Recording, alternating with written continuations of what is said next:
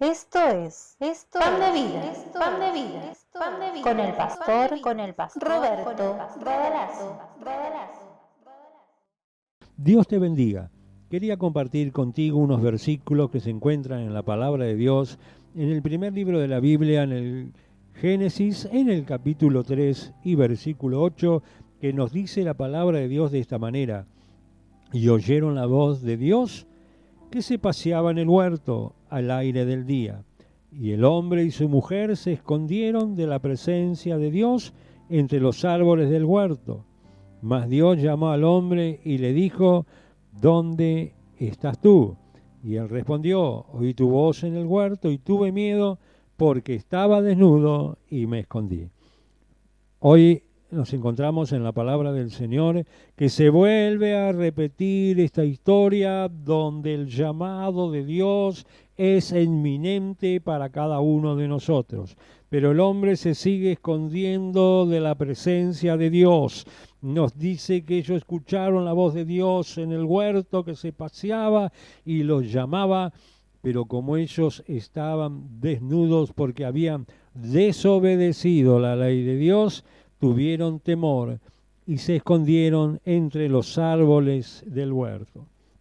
Pero Dios le dice: óyeme, ¿dónde estás tú? Esta pregunta nos vuelve a decir a cada uno de nosotros y nos hace reflexionar y ver dónde nosotros estamos parados, cómo estamos delante del Señor. Oí tu voz, dice, y tuve miedo porque estaba desnudo. Hoy sabemos que aquel que no ha recibido las vestiduras de Dios, de aquel que todavía no ha aceptado a Jesucristo como Señor y Salvador, se encuentra desnudo espiritualmente ante los ojos de Dios. Y el temor de Dios y la palabra de Dios, que ama tanto al pecador, que nos dice y nos vuelve a llamar hoy en día a ti y a mí, y nos dice: ¿dónde estás tú? Y mucha gente, cuando se le habla de la palabra del Señor, se sigue escondiendo realmente detrás de los árboles. ¿De qué árboles? El hombre ignora la voz de Dios por medio del Evangelio que lo llama y se esconde detrás de supuestas buenas obras. Y nos dice: no hago mal a nadie, soy religioso, al que puedo ayudar ayudo, soy bueno, no necesito de Dios. Todas estas cosas son árboles y hojas donde el ser humano se esconde de Dios.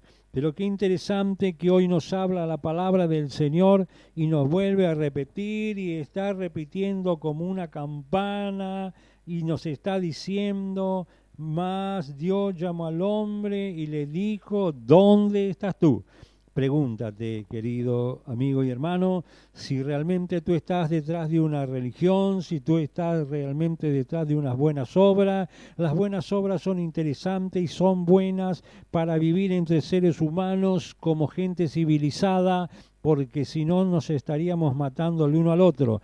Pero las buenas obras no nos llevan a Dios, solamente no nos llevan al plan de salvación de Dios, porque dice la palabra de Dios: por cuanto todos pecaron, están destituidos de la gloria de Dios. Pero Dios, en su amor y misericordia, sigue llamando al hombre y le sigue diciendo: ¿dónde estás tú? ¿Dónde estás tú? Te estás escondiendo detrás de tus buenas obras, te estás escondiendo detrás de una religión que heredaste de tus padres, pero Dios nos dice en este momento: acepta a Jesucristo como Señor y Salvador, empieza a vivir el Evangelio que Jesucristo vino a predicar, porque la palabra del Señor nos enseña que Jesús no vino a predicar una religión, el Señor no vino a predicar realmente un nuevo método, sino que Él vino a predicar el Evangelio. ¿Y qué es el Evangelio? La palabra de Dios nos enseña que evangelio significa buenas noticias. ¿Cuáles son estas buenas noticias? Que Dios sigue llamando al hombre y le sigue preguntando: ¿dónde estás tú? Y le sigue exponiendo el plan de salvación, aceptar a Jesucristo como Señor y Salvador, aquel que llevó en la cruz del Calvario tus pecados y los míos. Te invito a hacer una oración para aceptar a Jesucristo como Señor y Salvador, para que entre en tu corazón y en tu vida. Repite conmigo esta oración: Señor y Dios, Todopoderoso, acepto a Jesús como mi Señor, como mi Salvador.